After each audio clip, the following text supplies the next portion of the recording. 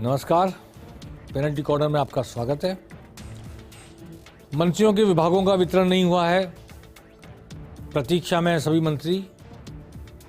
आज और कल यानी इतवार को और सोमवार को 6 मंत्रियों ने अपने पद का भार संभाला, अपने कक्ष में गए। अविनाश गहलोत ने पूजा पाठ किया, वहीं पर हवन किया और बाकी लोगों ने पदभार ग्रहण किया। इस पर फिर आगे बात करेंगे, लेकिन सबसे पहले भजनलाल सरकार ने तो सबसे पहले उनके सामने एक बड़ी चुनौती है।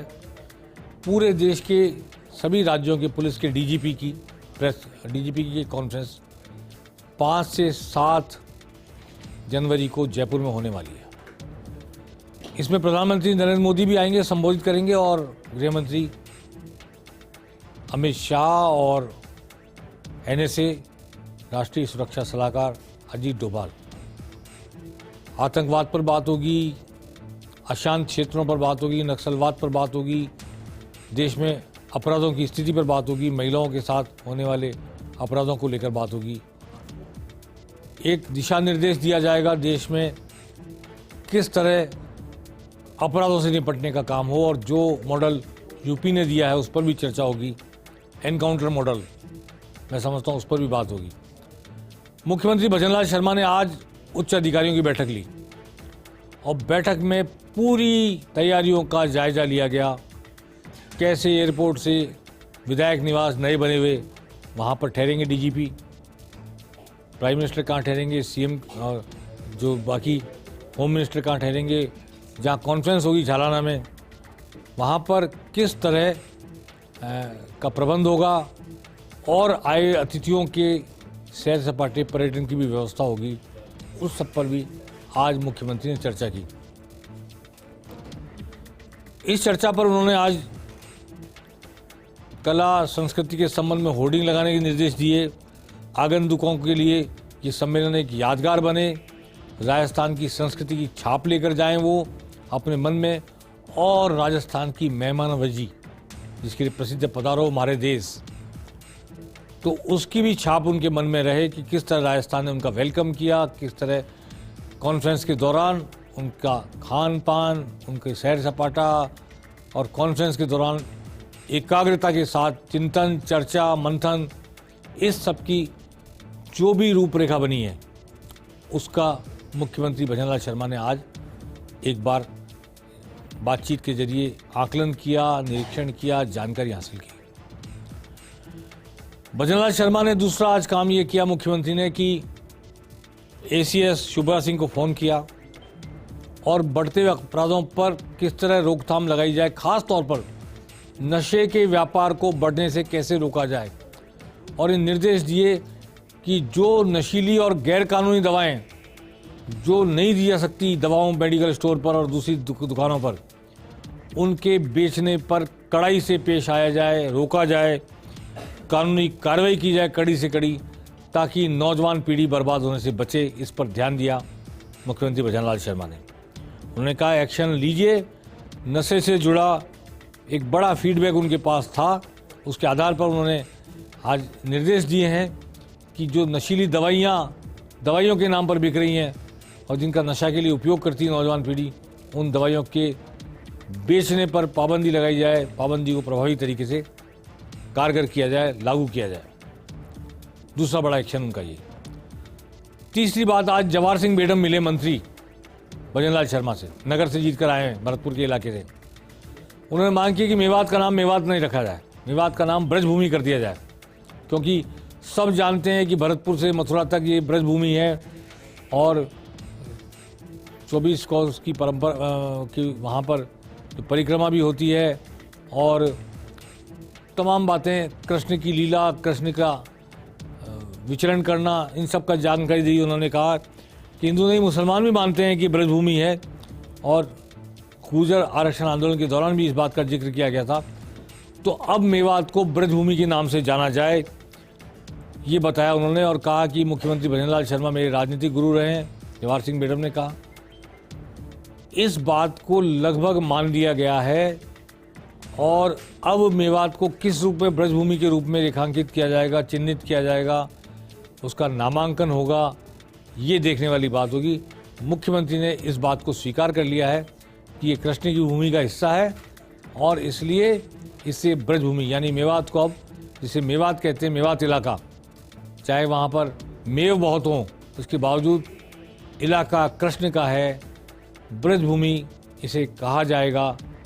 कब से कैसे, इस पर हमें भविष्य की तरफ निगाह डालनी पड़ेगी, तब पता लगेगा। लेकिन नाम ब्रजभूमि हो जाएगा, ब्रज हो जाएगा, ये मुख्यमंत्री भजनलाल शर्मा ने उनको भरोसा दिलाया है। एक आम आदमी के मुख्यमंत्री के रूप में भजनलाल शर्मा 31 दिसंबर की रात, साल की अंतिम दिन की रात को जयपुर के रैन बसेरों में गए। रैन बसेरे नगर निगम के बनाए हुए रैन बसेरे हैं। वहाँ पर वो लोग सोते हैं जिनके पास जगह नहीं होती, और सर्दी में ख़ास तौर पर टेंट में भी अस्थायी रैन बसेरे लगाए जाते हैं। उनको कंबल ओढ़ाते हैं, उनको रजाई देते हैं ताकि सर्दी से कोई मौतें नहीं हो, बीमार नहीं पड़े लोग। तो देखिए, मुख्यमंत्री भजनलाल शर्मा रैन बसेरों का निरीक्षण कर रहे हैं। मुख्यमंत्री वहाँ गए, लोगों से उनके हालचाल पूछे, उनकी तकलीफ़ जानने की कोशिश की और वहाँ पर जो इंतजामात थे उनके संबंध में मुख्यमंत्री ने काफ़ी लोगों से बातचीत करके सुधार के निर्देश दिए। ये कहा कि ये मुख्यमंत्री खासतौर पे रामनिवास बाग के नज़दीक जो रैन बसेरा था वहाँ गए थे देखने के लिए, और जेके लॉन के पास रैन बसेरा पास में ही, रामनिवास बाग के बाद बड़े बड़े 2 रैन बसेरे हैं, उनको उन्होंने देखा। संगठन महामंत्री चंद्रशेखर भी उनके साथ थे और भजनलाल ने वहाँ पर जो खाना उपलब्ध कराया जाता है उसकी गुणवत्ता के बारे में भी जानकारी ली। तो एक आम आदमी के मुख्यमंत्री के तौर पर उन्होंने उन लोगों की जानकारी ली जिनके सर पर खुद की अपनी छत नहीं है, रहने को ज़मीन नहीं है, ओढ़ने को आसमान है, बिछाने को कुछ भी नहीं है, बिछाने को इच्छाएं हैं, ओढ़ने को आसमान है, आशाएं हैं। उनके लिए रैन बसेरे का रजिस्टर चेक किया उन्होंने, कितने लोग आ रहे हैं, क्या सबकी जानकारियां प्रॉपर है नहीं है उसमें, ये भी उन्होंने देखा। और ऐसे औचक निरीक्षण से ये भी होता है कि बहुत सारी बातें जो दुप्पल में चल रही होती हैं, गड़बड़ियाँ चल रही होती है, परवाह नहीं करता प्रशासन, वो सब चाक चौबंद हो जाते हैं। और इस बात को फिर भविष्य में कि फिर किसी दिन आ जाएंगे मुख्यमंत्री और फिर किसी दिन पकड़े जाएंगे, गलतियों को सुधारने की कोशिश करते हैं। देखिए किस तरह उन्होंने रैन बसेरे का निरीक्षण किया और उन गरीब लोगों को जिनके सर पर छत नहीं है, ओढ़ने बिछाने के लिए जिनके पास कुछ नहीं है, उनके रहने के सरकारी इंतजामात को देखा। मैं समझता हूँ इसके बाद यहाँ की व्यवस्थाओं में नहीं, पूरे प्रदेश की व्यवस्थाओं में सुधार होगा। जहाँ जहाँ रैन बसेरे नगर पालिकाओं, नगर परिषदों, नगर निगम ने बनाए हैं, लगाए हैं। तो आज पेनल्टी कॉर्नर में अरविंद पनगड़िया का नाम आपने सुना होगा। पहले नीति आयोग के उपाध्यक्ष थे, राजस्थान के परिवार से निकले हुए, पनगड़िया परिवार से। बालूलाल जी पनगड़िया आईएएस थे, बहुत पुराने, समझ लीजिए अंग्रेजों के ज़माने से जो आरएएस थे फिर आईएएस बने। उनके बेटे और डॉक्टर अशोक पनगड़िया जो अब दुनिया में नहीं रहे, दुनिया के famous neuro surgeon, neuro physician क्षमा करें, अशोक पनगड़िया के भाई अमेरिका में रहते थे पहले। अब वो पिछली बार तो नीति आयोग के उपाध्यक्ष थे, उन्होंने इस्तीफा दे दिया था। उन्हें वित्त आयोग का अध्यक्ष बनाया गया। Very important position in India. Bharat में जो प्रमुख 5-7 पद होते हैं, उपराष्ट्रपति का पद वो राजस्थानी के पास राज्यसभा के स्पीकर है, लोकसभा के स्पीकर वो राजस्थानी ओम बिरला के पास, केंद्र में कानून मंत्री राजस्थान के, जल शक्ति मंत्री राजस्थान के, कई मंत्री राजस्थान के, कैलाश चौधरी राजस्थान के, भूपेंद्र यादव राजस्थान के, श्रम मंत्री और पर्यावरण मंत्री, और एक और ओम माथुर और बाकी लोग जिन्होंने चुनाव संभाले वो तो हैं ही राजस्थान के। लेकिन ये अरविंद पनगड़े की नियुक्ति बहुत इंपॉर्टेंट है, और मैं इसलिए इसको इंपॉर्टेंट बताता हूँ कि वित्त आयोग तय करता है कि केंद्र और राज्य के बीच में जो राजस्व आता है, जीएसटी का राजस्व आ रहा है और सारा आ रहा है, तमाम राजस्व का बंटवारा किस तरह और किस राज्य को किस आधार पर क्या दिया जाए। भैरव सिंह शेखावत के समय से एक मांग चली आ रही है। जब कृष्णचंद पंत थे वित्त आयोग के अध्यक्ष, मैंने खुद ने वो प्रेस कॉन्फ्रेंस अटेंड की थी कृष्णचंद पंत की।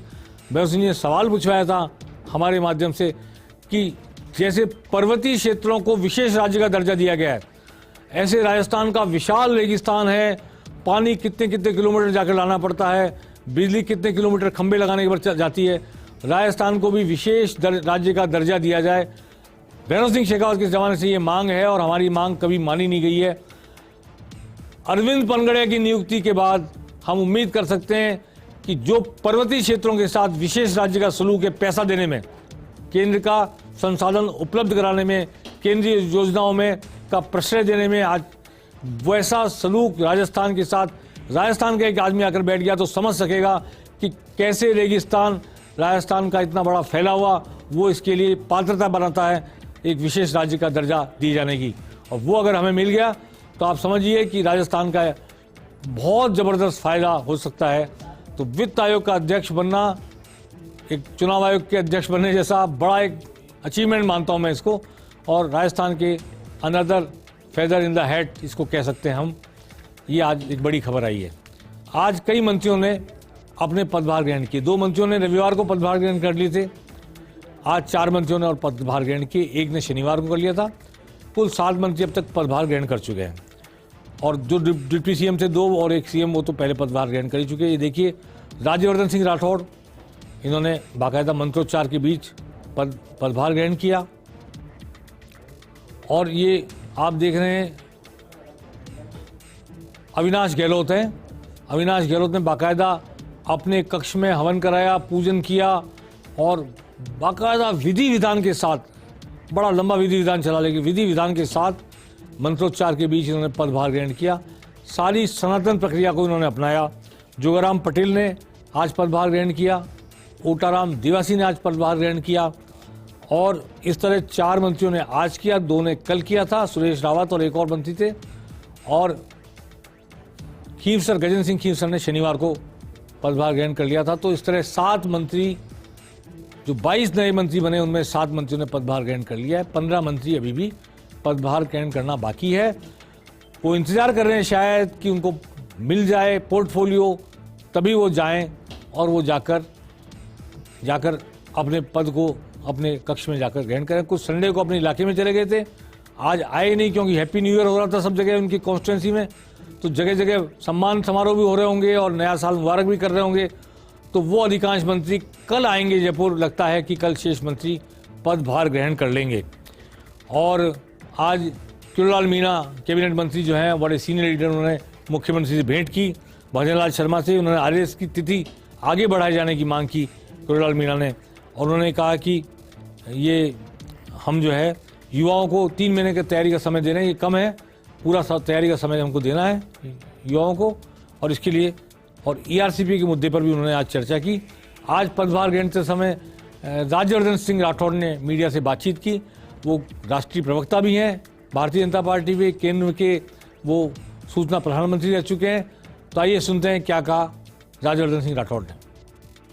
योजनाएं बननी शुरू हो गई हैं। आपने सुना होगा एक खुशखबरी कि 13 जिलों के अंदर पीने का पानी और सिंचाई के पानी के लिए केंद्र सरकार ने सहमति दे दी है। मध्य प्रदेश ने पानी शेयर करने का, चंबल का पानी शेयर करने की अनुमति दे दी है, और फंड की भी उसकी पूरा चर्चा हो चुकी है। मुख्यमंत्री जी गए थे दिल्ली, उनकी बातचीत हुई, सुलझा दिया गया है। अब काम शुरू हो जाएगा जल्द उसके ऊपर। तो आपने जैसे योजनाओं के ऊपर बात करी, तो केंद्र सरकार की योजनाओं का अभी कैंप चल रहा है, जबरदस्त रूप से रजिस्ट्रेशन हो रहा है। उसके अंदर निशुल्क गैस कनेक्शंस की बढ़ोतरी करी जा रही है, पीएम आवास के लिए रजिस्ट्रेशन हो रहा है। राज्यवर्धन सिंह राठौड़ बता रहे थे ईआरसीपी का मामला सुलझा लिया गया है। आज किरोड़लाल मीणा भी मिले मुख्यमंत्री से इस बारे में बात करने के लिए, क्योंकि वो बेसिकली जिन 13 जिलों से ये ईआरसीपी होकर गुजरेगी या सिंचित पानी मिलेगा, सिंचाई का पानी, पीने का पानी, किरोड़लाल मीणा उन्हीं जिलों से आते हैं। सवाई माधोपुर से विधायक हैं, लेकिन दौसा और पूरा ये इलाका, करौली का इलाका, पूरा उनका इलाका रहा है। जगह जगह से उन्होंने चुनाव लड़े हैं, बामनवास से, कभी टोडा भीम से, और इस तरह का उनका इलाका है। तो वो आज इस बारे में मिलकर आए।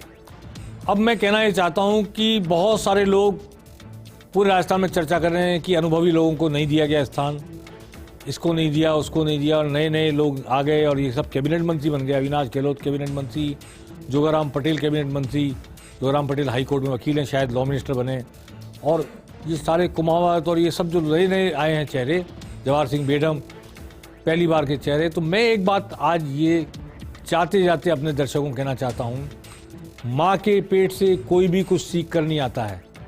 सब कुछ लोग दुनिया में आकर ही सीखते हैं, चाहे बोलना हो, चाहे लिखना हो, चाहे पढ़ना हो, चाहे भाषण देना हो, चाहे चुनाव लड़ना हो, चाहे गवर्नेंस हो। और जिस तरह 2003 में वसुंधरा राजे आई थी, वो भी नहीं थी, हालांकि पहले केंद्र में विदेश राज्य मंत्री रह चुकी थी, 5 बार की सांसद थी, ये बस में कोई दोहरा नहीं। लेकिन कभी भी नई पीढ़ी जब आती है पुरानी पीढ़ी से, तो वो ये बात का ध्यान रखती है कि जो परचम पुरानी पीढ़ी फहरा कर गई है, उसके हाथ में जो ध्वजा संभला कर गई है, वो ध्वजा सलामत रहे, वैसे के वैसे परचम फहराया जाता रहे। इस कोशिश में भजनलाल शर्मा लगेंगे, उनका नई टीम लगेगी, और एक नौजवान मंत्रिमंडल क्या कर गुजरता है, ये आने वाले समय में देखने की बात होगी।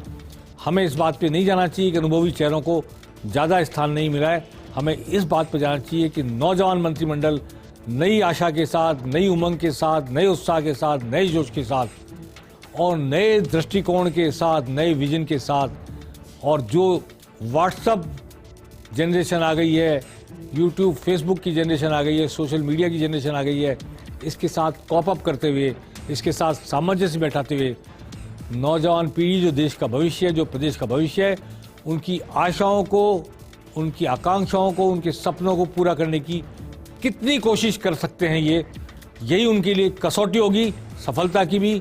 और इसी पर लोगों की निगाह रहेगी।